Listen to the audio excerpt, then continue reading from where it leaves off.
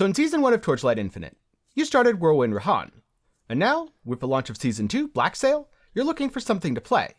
Well, Whirlwind got nerfed, so that might not be the best choice anymore. But don't worry, if you like the playstyle, Berserking Blade Erika might be just the cat girl you wanted to see. Because much like Whirlwind, Berserking Blade also deals damage in a circle, and Erika feels great to play due to her extremely high innate movement speed. And before I continue with the video, I want to take a moment to say a special thanks to today's sponsor, XD. That's right, you asked for more guides on season starters, and XD has delivered by sponsoring this video. If you want to check out Torchlight Infinite Season 2 Black Sail while also supporting the channel, be sure to use my link down in the description or the pinned comment to check it out for yourself. And now back to the video, because if you're going to be playing Black Sail, you definitely need a build to start with, and this could very well be the build for you. Berserking Blade has always been one of the most powerful slash strikes in Torchlight Infinite, really up there with Flame Slash or Whirlwind, but it was kind of overshadowed by the other two during Season 1. But if you combine Berserking Blade for clear, Thunder Slash for single target, and Erika's unique mechanics, you end up with a great season starter that feels strong at all points in the game. Though Erika's mechanics are a little bit more complicated than Rahan, so let's take a moment to get into them, starting with an overview of her hero traits. Erika's first trait is Hot Pursuit, which gives you 200% multi-strike chance during Cat's agility. When you're playing the build optimally, you should have Cat's agility up 100% of the time. You'll also gain 1 stack of Stalker for every 2 meters of movement during Cat's agility. Since that's up 100% of the time, you'll be at max Stalker stacks more often than not, though they do fall off eventually. The more multi-strikes you do, the harder your multi-strikes hit, so if you like those big crits, this is definitely a build for you. Now moving on, another very important hero trait specialization is gained at level 32, and that is Interest, which extends the duration of Cat's agility by 1.5 seconds when Stalker stacks are gained, and also gives you 10% movement speed for every stack of Stalker that you have. This means you'll have 30 to 60% increased movement speed just from this talent alone. And as long as you're moving around while attacking, you'll be generating enough Stalker stacks that Cat's agility will be up permanently. If Cat's agility falls off mid-Stalker stack, the build does feel a little awkward, so I strongly advise using this talent over the alternative Have Fun. Now at level 50, you gain Cat's Punches, increasing your max Stalker stacks by 1, and causing each multi-strike to deal 10% more damage for each stack of Stalker you have. With 6 stacks, that's 60% more damage. At level 62, we select Catwalk, so your multi-strike count will not be interrupted during Cat's agility, and you no longer lose Stalker after multi-strike ends. Normally, when you move during multi-strike is interrupted and the count is ended. However, in this case, the count continues to be recorded. So, to give a quick demonstration, let's say I'm moving around here and I attack, and I didn't quite finish my series because I had to move. The 1-2 and I move, the next hit will continue as a multi-strike rather than resetting from 0. This means that you end up doing a lot more damage than you otherwise would. Now in terms of the hero traits, during multi-strike there's a 1% chance for this attack to deal damage equal to the max multi-strike count. For every 5% move speed, you'll have at least 100, so this isn't a bad thing to choose, especially as it gives plus 6 max multi-strike count. But as Catwalk is crucial for keeping your multi-strike count, I suggest picking up Cat Dive through a hero memory rather than allocating it directly. Butterfly Hunting will give you Cat Dive in exchange for taking up one of your 5 slots. Finally, you should go with Cat's Vision at level 80. During Cat's agility, something that'll happen 100% of the time, max Stalker stacks plus 1 upon reaching max multi-strike count up to plus 3. This gives you 6 total Stalker stacks instead of just 3. So, to go over things very quickly, your big power spikes happen at level 62, and when you're able to allocate Cat Dive in addition to having the level 80 talent Cat's Vision. For quality of life, be sure to pick up Interest early on.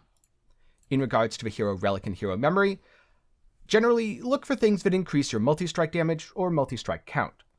Like I mentioned before, being able to allocate Cat Dive is a pretty good thing, and because we're a dex stacker, anything that says dexterity, dexterity per hero memory, or increased dexterity are all great options if you have the budget for it. But if you're getting started, anything with movement speed, multi-strike, life, or crit is probably a good starting place. Because you're constantly generating Stalker stacks while moving, and then stopping to use them for maximum damage, Erika has a very fun hit and run playstyle. Personally, I do find it to be a little bit awkward playing her when just hitting the dummy. However, in actual combat gameplay, you don't notice this very much. You have to dodge boss abilities anyway, and that's the perfect excuse to generate your Stalker stacks. Now if you're wondering, but how do I get more of them? Do I have to actually run around or can I use a movement skill? You can absolutely use a movement skill. though given how much base move speed Erika gets, it's pretty easy to just run around if that's more your style. I ended up using Leap Attack since it's a good way to add Harden to my build. If you really hate Leap Attack or just want to run around, something like Blurry Steps is a great alternative. Alright, now let's get into the skills a little bit. Starting off with Berserking Blade. Berserking Blade is the 360-degree slash strike clear skill, which will almost always be in its steep strike form, due to the massive amount of steep strike chance we get from Raging Slash and, of course, our passive tree.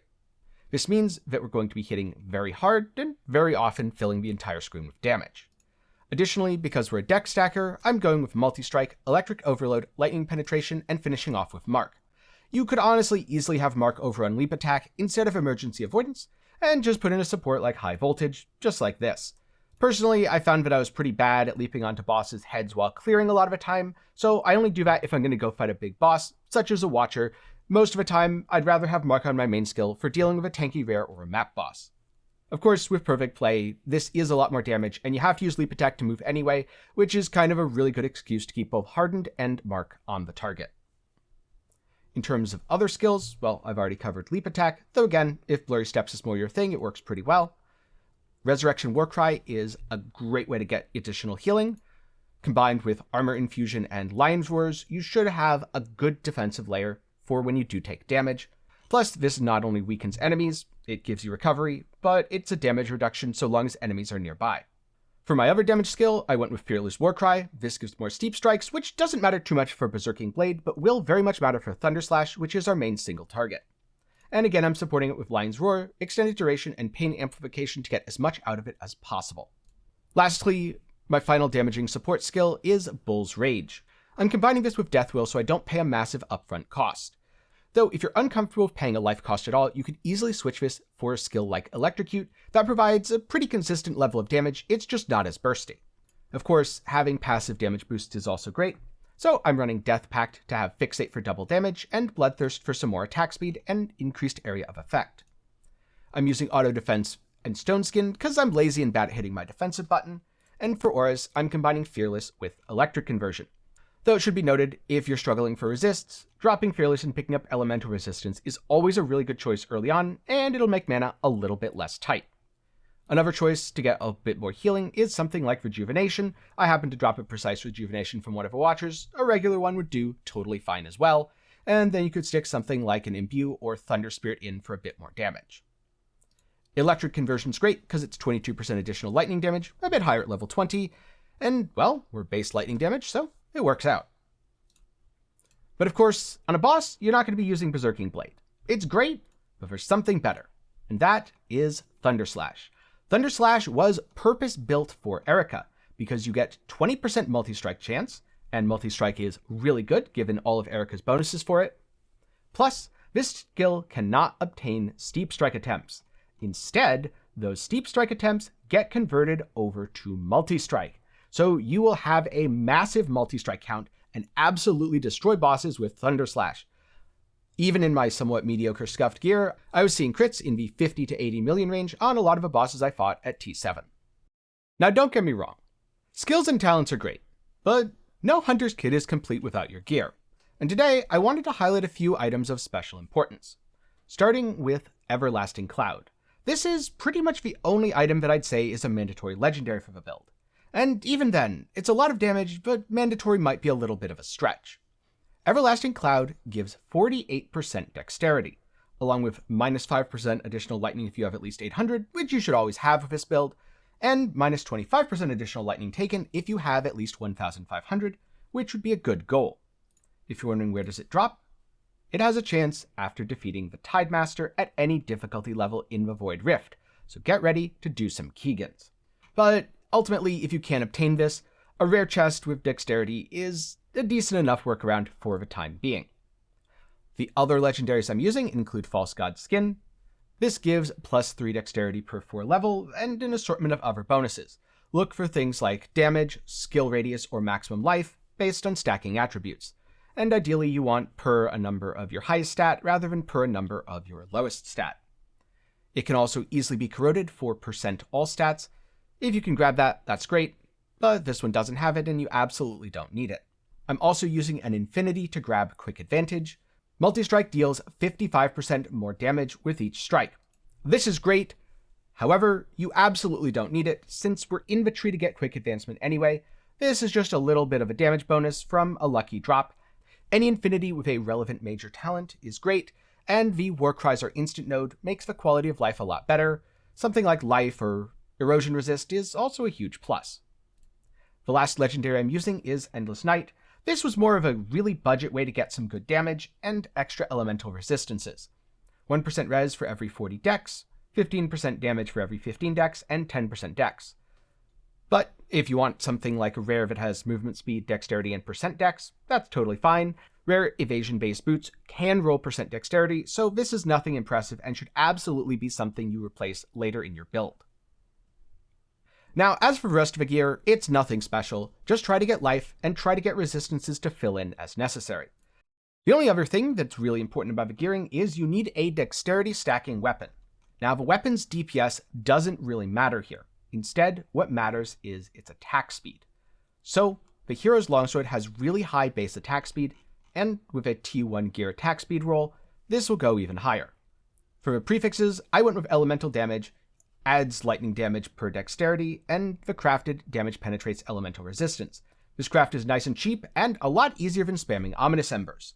It's not as good, but hey, we're talking about a season starter, you can always craft the Ominous version later.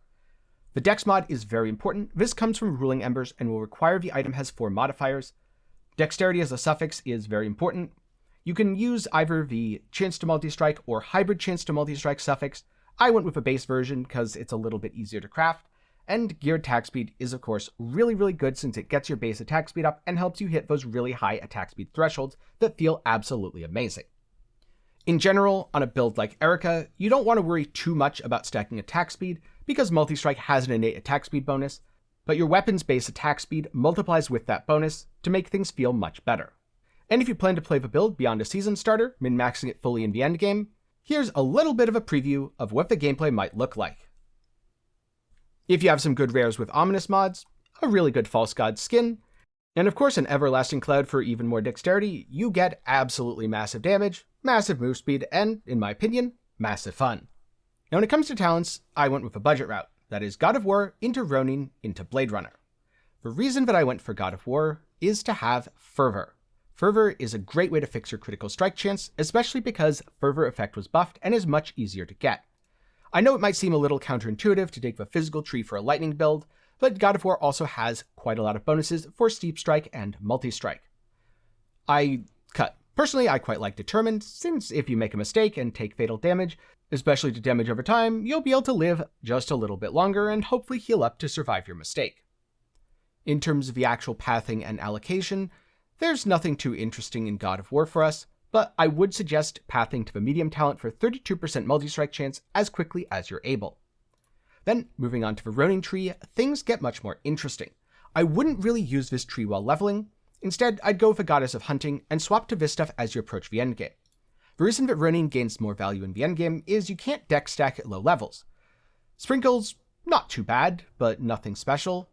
Where the tree really shines is Falling Leaves. Minus 30% additional damage for weapons applies to the damage that is local to your weapon, and 60% additional attack damage applies to everything including the damage you gain from stacking dexterity. So you can kind of think of this as 60% additional attack damage for this build with no downsides at all. As for the tree itself, we've got some interesting things. I really like the melee skill radius. This is how Berserking Blade ends up covering the entire screen. And moving over to the end of the tree, we've got some strength and dex that leads into a percent strength, percent dex node. And right at the end here, a medium talent for 35% chance to obtain steep strike attempts. Remember, steep strike attempts end up converting over into multi-strike, so this is a 35% multi-strike chance. Overall, I think an ideal Infinity would have Falling Leaves on it and we'd replace the entire Ronin tree, but it's not a bad option, especially if you're getting started. And finally, we have Blade Runner. Blade Runner is a really important tree, because if you don't have it on your belt, you will need quick advancement. Multi-strikes deal 55% increasing damage. Given how many times you're multi-striking, this is an absolutely massive boost. However, because I do have it on my belt, I have Queer Angle selected here. That's just a quirk of the gearing I happen to have available to me. It's important to remember, especially at the start of a season, you might not always get exactly what you want. Sometimes it's better to make do with what you have.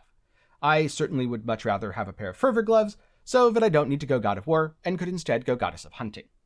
Now, going through everything, we've got pretty much the standard stuff, getting some life, getting some lightning damage. Don't worry too much about this conversion, you'll have very little base physical damage, it helps, but it's not important. Move speed is always good, that converts directly over to attack damage because we're Erika. These nodes towards the end though, 45% chance to multi-strike, 4% additional attack speed when performing multi-strikes, and multi-strikes deal 18% increasing damage. This is yet again a massive damage bonus to your build, to the point where if you can drop Ronin entirely, I would absolutely rush Blade Runner as your second tree. Plus, if you're not deck stacking yet, you'll probably want to be in Blade Runner anyway. Your first tree would be Goddess of Hunting, second tree would be Blade Runner, and you'd respec later to pick up the God of War stuff when Fervor is important in the endgame. But hey, keep an eye out for a Mark of Thrill or some cheap Fervor gloves, as that could help you drop all of this entirely and use a more endgame setup. Which, let's take a look at what that might look like. So here we have Goddess of Hunting with Paralyzed, because we're going to be hitting enemies really fast, though you could easily get 1% attack and cast speed per dexterity to hit everything even faster via Perception, and then either Impermanence or Rushed. Impermanence is better for boss DPS, but Rushed is far better when mapping, because you get another 20% move speed, and everyone loves to run around really fast. So feel free to swap these up as necessary. Goddess of Hunting is really nice because you get 5% dexterity, which is a multiplier on all your damage. Then we have a Blade Runner tree, which is pretty much exactly the same as before, except now I'm taking quick advancement because I have Falling Leaves on my belt. And for the last tree, there's a smorgasbord of options, many of which are excellent. Right now I have Ranger to get to 100% critical strike chance or very close to it. Now, if you didn't have Falling Leaves on your belt, you could instead go Ronin, at least assuming you have Fervor Gloves or Mark of Thrill. Now, instead, you could go with something like Steel Vanguard. Steel Vanguard is an incredible defensive tree. It offers you a ton of resistances to help you cap, and it has a lot of minus sealed mana, which is really important for this build because this build absolutely struggles with sealed mana. So think of it this way.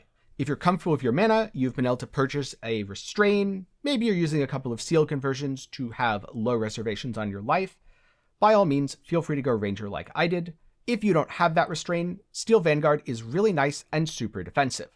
You can of course always grab something like Aura Effect additional sealed mana, plus you'll get a good bit of resistances and you can even pick up some pen along the way. This build is pretty lacking in terms of Fizz mitigation, so converting Fizz taken into Elemental helps with that quite a lot. Now finally, what pets am I using? Well, for the most part, I would suggest starting by using elemental resistance pets. These are found in the survival tree. And in fact, I'm using a survival pet here to get a little bit extra maximum life. But overall, your pet selection for this build isn't too important.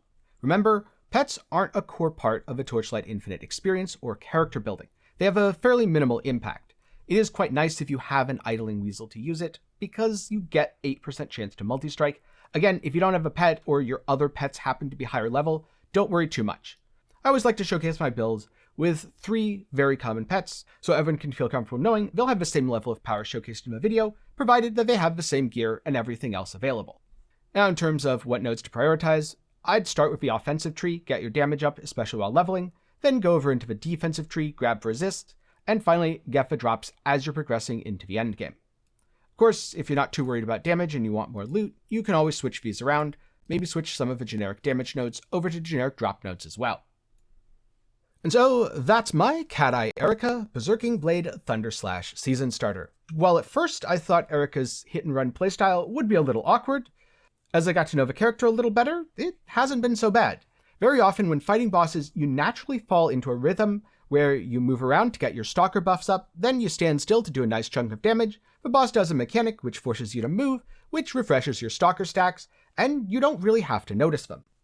Though again, a couple of very quick and important reminders about playing Cat Eye Erika. The first is, your stalker stacks will be removed when Cat's agility ends. So if you don't have interest, do watch out for that and don't get your stalker stacks up to 6 right before Cat's agility is going to end. Luckily, interest fixes this entirely because you'll generate enough extra duration on Cat's agility to keep it up for the entire duration of your stalker stacks, and if it happens to fall off again while you're moving, you'll have no issue bringing it back up before you know it. And do be careful when combining her with things like Whirlwind, since Whirlwind cannot in fact multi-strike due to being a mobility skill. Look for non-channeled, non-mobility skills when playing Cat-Eye Erika. Now in regards to why I'm both Berserking Blade and Thunder Slash does massive single target damage, and it absolutely nukes bosses. But its clear is a little awkward due to the fact that it can't gain steep strike attempts. I'm sure you've seen Flame Slash 360 on Rahan before. If it could do that, it would be the best skill in the game, and no doubt overpowered, which is why it can't. But early on, like at the start of a season, Dex or Strength stacking is an excellent way to get easy damage. Erika feels great due to her multi-strikes and being able to preserve the count while moving. So if you want something that feels a lot like the old Whirlwind, maybe Cat-Eye Erika is the season starter for you. But that said, thank you for watching, and again, a huge special thanks to XD for sponsoring this video and helping to provide the community with high-quality guides for season starters and character builds. If you want to check out Torchlight Infinite Season 2 for yourself, while also helping to support the channel, please do use my link down below in the description or the pinned comment. And while you're down there, maybe leave a like if you enjoyed the video. And don't worry, this is far from the only Torchlight Infinite content I'm going to be making, so while you're there, you might as well hit subscribe, because I plan to explore a lot more builds, including revisiting some old favorites and trying out the new explodey minions on Moto Charge Calling. If you want something else to watch, I'll have a series of resources including some other builds I made, both down in the description and up in the card, including my recent interview with XD in regards to Erika in Season 2, plus hopefully a little bit of information on how to level the build, so keep an eye out for that. A big thanks to my patrons and channel members for the continued support. But that's all I've got for today. Good luck on your season start, and I hope you learned something.